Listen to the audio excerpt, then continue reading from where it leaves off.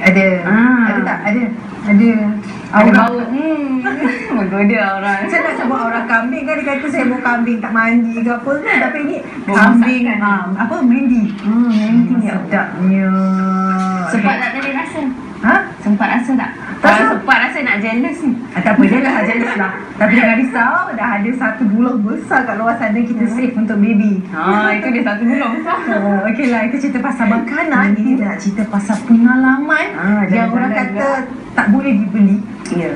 Sebab pengalaman ni hanya seseorang individu yang melaluinya saja yang boleh merasainya. Tapi mungkin kita boleh berkongsi dari segi perkongsian cerita yang disampaikan lah.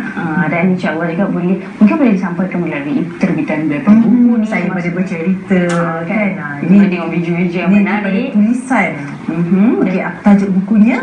Adalah Langtang Nepal. Dan kita tak tahu sebenarnya apakah antara pengisian yang menarik buku ni. Kalau kita tengok cover dia memang best lah Kak Iman ni kan. Kita nak tahu apakah kandungan ni pula. Kita bersama dengan tetamunya adalah Muhammad Hilmi Osman, iaitu penggembara. Assalamualaikum. Waalaikumsalam.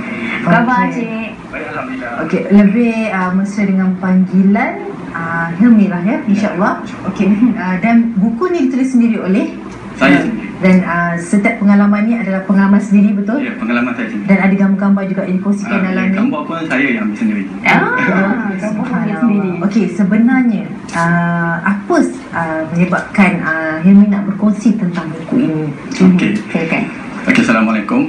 Okey, saya ingin berkongsi tentang buku ni kan, sebab saya rasa kita ramai sebenarnya pengembara kat di Malaysia ni yang travel mata kan. Jadi tapi saya rasa rugi kalau tak share experience kita kan. Jadi experience ni sangat berharga sebenarnya.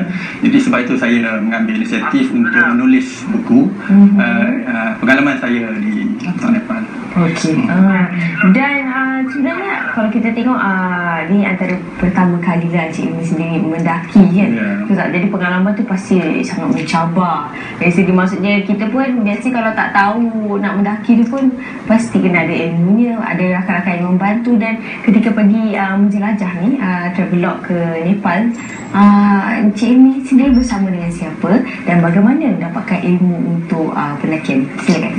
Okey, sebenarnya pendakian ni saya buat bersama dengan rakan-rakan saya lah. Saya ada lagi 5 rakan saya lah yang bersama-sama saya. Jadi sebenarnya saya minat travel, saya minat foto. Daripada foto saya minat travel. Jadi bila saya ada peluang, sebenarnya rakan saya lah yang cuba bagi idea lah untuk buat pengembaraan ni lah. Jadi saya ikut mereka. Tapi pengalaman saya untuk mendaki tu adalah pertama kali lah. Macam mana mula-mula tu? Mula-mula tu memang saya rasa memang akan rasa satu stres adalah juga. Kan kita penat semua kan mendaki. Kita mendaki selama 3 hari sebenarnya ni. 3 hari. Untuk sampai ke perkampungan Lantang. Lantang ni sebenarnya nama kampung.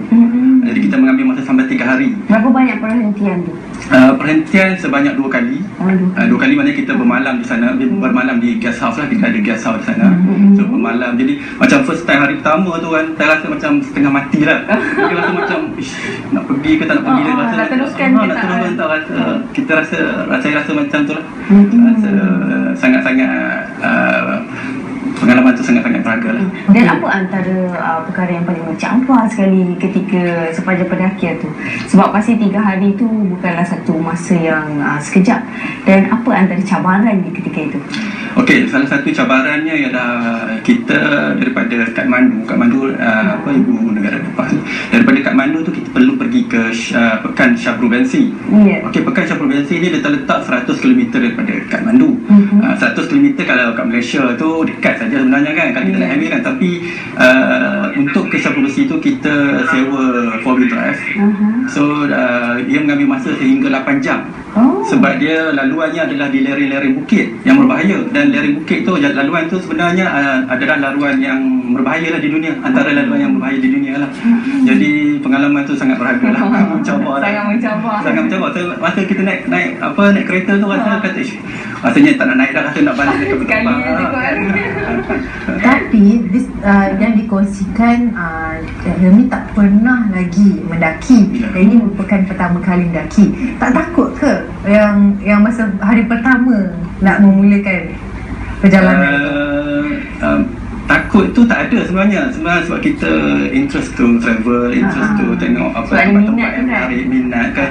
Jadi dari segi takut tu tak ada sebenarnya. Yang nak mendaki tu kena ada skill. Tapi saya ada buat research lah, buat research sikit macam mana kan. Lepas tu kawan-kawan pun ada yang pengalaman dekat Kinabalu, jadi kita minta pendapat kawan-kawan lah semua.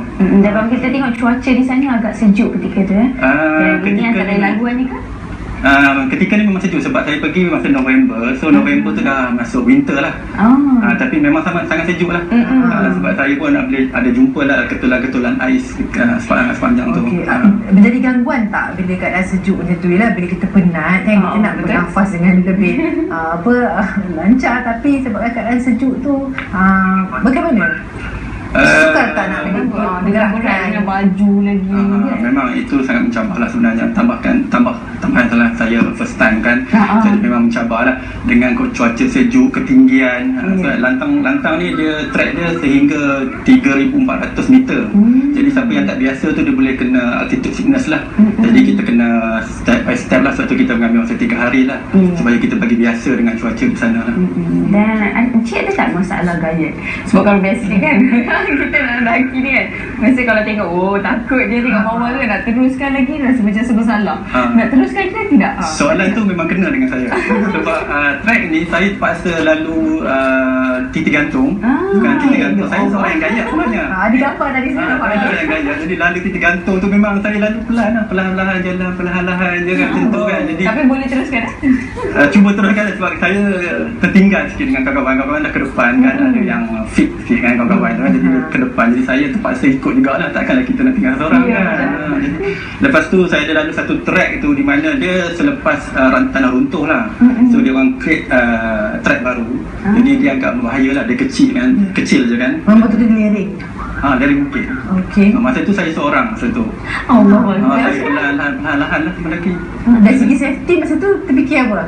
Dari segi safety kali bukan, ialah benda ni mencabar kan. Memang kali bukan bahaya lah sebenarnya. Tapi ialah kita dah cuba menggunakan, kita guna trekking pole untuk mengimbangi dan kita adalah peralatan semua ada di sini kan. Tidaklah kata melakadah Okey, apa antara tips yang mungkin Encik boleh kongsikan je lah bila kita sendiri ni gayat.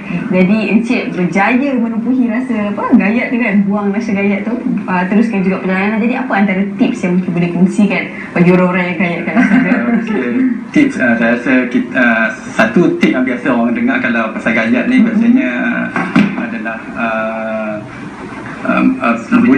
tengok ke depan lah, maknanya jangan tengok bawah lah. Jangan tengok ke bawah. Dah gayat tengok pula bawah kan. Jangan kan.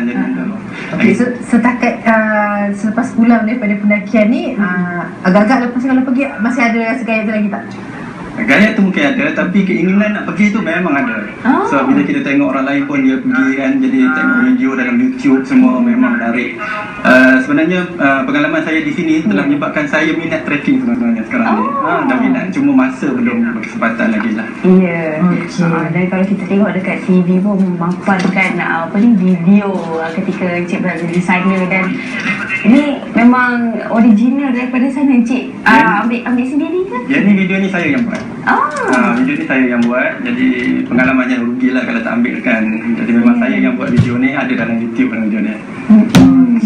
Dan apa sekarang setelah pulang, bila pendakian ni berlaku pada tahun 2012 kan, terus kali 2016, setiap kali menulis kan, setiap kali mencoretkan pengalaman-pengalaman ini, apa yang benda paling rindu sekali? Okey, tulisan saya ni adalah tulisan pertama. Jadi bila saya menulis tu, saya rasa rindu balik nak pergi ke sini. Kemudian rasa sangat nak pergi kembali lah ke tempat-tempat macam ni lah. So ada perancangan tak dalam masa terdekat ni? Dalam masa terdekat ni belum ada perancangan lagi, sebab saya pun kerja makan gaji kan. Jadi dari segi masa lah, peruntukan masa tu agak suntuk sikit lah. Dan berapa lama Encik berada di Nepal untuk melakukan travelog di sini? Dia menjelajah sehingga ke Himalaya ni kan? Yalah, Nepal trek ni di Himalaya lah. Himalaya tu kan luas kan. Jadi saya rasa terharu lah kan dapat pergi sana. So tips tu saya rasa kepada penggemara-penggemara Malaysia lah terutamanya. Kalau boleh ada kesempatan share kita punya experience, buat buku kan. Jadi pengalaman tu sangat berharga. Orang sekarang dia nak pengalaman, dia nak baca pengalaman orang kan. Jadi itu sangat berharga lah pengalaman tu. Cuba tak kongsikan pengalaman berhari-hari dekat sana tu dari segi pengurusan diri, tempat tinggal, makanan terutamanya. Kan sebab sana ada tak jumpa komuniti Muslim? Majoriti sana Buddha. Jadi Muslim tu. So cabaran tak makan, tempat tinggal, kebersihan kan? Okey, di Lantang track ni dia setiap checkpoint tu dia ada guest house. So tapi guest house dia tak adalah macam hotel 3 bintang semua kan. Biasa saja, tak ada heater dalam keadaan sejuk. Bagaimana keadaannya? Memang sangat-sangat mencabar nak tidur tu. Masalah nak tidur malam terutama malam lagi sejuk lah kan. Nak tidur saya terpaksa pakai winter jacket, pakai kasut ni tidur. Tidur pakai kasut. Tu pakai selimut. Yang menariknya satu dekat Lantang tu yang saya tidur dia bagi selimut tau. Orang Lantang ni dia orang bela yak lah. Yak ni macam lembu lah. Macam lembu. Jadi mungkin selimut tu dia jemur dekat kandang yak tu. Jadi bila saya tidur pasal bau macam yak ni macam lembu kan. Jadi tapi sejuk punya pasal sejuk pasal pakai dan letih punya pasal saya tidur jugalah. Berjaya tidur bau yak. Makanan tadi, makanan tak macam mana? Okey, makanan saya dengan rakan-rakan lah pilih makanan yang sayuran lah, berasaskan sayuran lah. Macam kita minta nasi goreng sayur macam tu lah. Diorang ada sediakan, betul dia ada roti dia. Jadi kita pandai lah, kita kena pandai sesuaikan diri lah. Sebab dia ada guest house. Jadi kita tak perlu nak bawa kemah ke peralatan nak masak, tak perlu lah. Yang itu telah memadai lah, guest house tu telah memadai lah.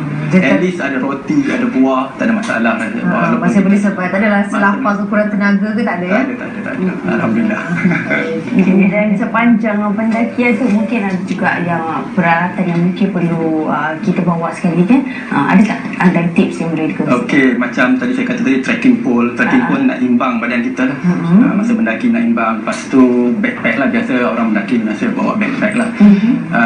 Tapi untuk trek yang ni bagi yang nak lakukannya, jadi tak susah tak perlu bawa banyak barang lah. Sebab kita ada tempat tidur, guest house.